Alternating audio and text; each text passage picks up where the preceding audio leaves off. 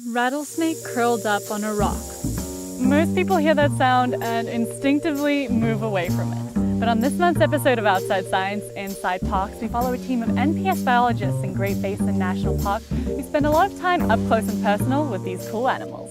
Speaker is Great Basin National Park biologist Meg Horner. Footage of rattlesnakes mixed in with interviews. So we are at a rattlesnake den. We came out looking for snakes. Some were out basking kind of in the cracks in the rocks, and so they were easy to see and easy to catch. And others, you kind of got to look in the nooks and crannies and see where they are. They'll be regulating their temperature.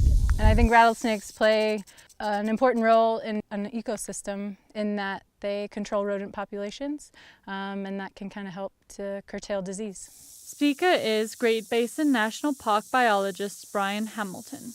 Mice are vectors for some diseases like hantavirus, and we think that rattlesnakes probably have an important role in controlling that, not only the rodent populations, but also mitigating that disease that can then jump over to humans. Bryan walking through sparse bushes. For example, this site we're at, there's probably 75 rattlesnakes that use this, and those snakes are each eating 10 to 20 mice a year, and that adds up pretty quick.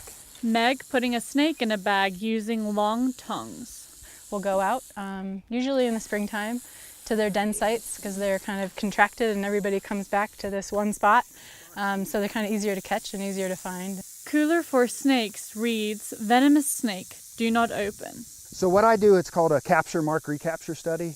You capture an individual and you mark it with, we use pit tags, which are these little glass computer chips, similar to what people put in their pets.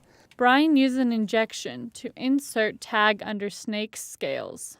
And then when you capture it again, you can scan it and you can get that number. Snake in a box and clear lid pressed down on it. We use this to measure the length of these rattlesnakes. Snake being coaxed into a tube.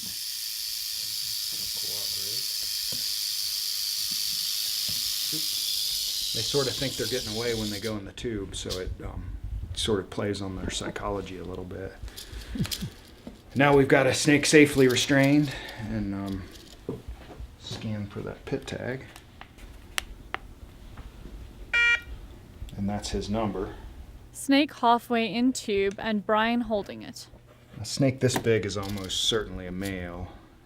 Bryan examining snake's rattle. And that's where it was marked last. So this snake has gained 3 rattle segments, has shed its skin 3 times since we captured it. And even though you can't tell the age of the rattle by the number of rattles, there's still a lot of information in there. So when you have a rattle string, you have basically a history of how that animal has grown over its life. Snake placed into bag and bucket and placed on a scale. Finished the final product. So he's big. A 400-gram snake is a dominant male out here. Snake in a cooler.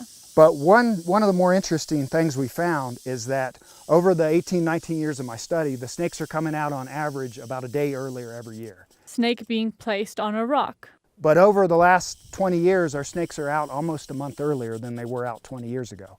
And that's a huge effect. Snakes being released out of a bag. Ultimately, my goal is to understand how these animal populations interact with humans. So how can humans and rattlesnakes, a dangerous animal like a rattlesnake, can we coexist?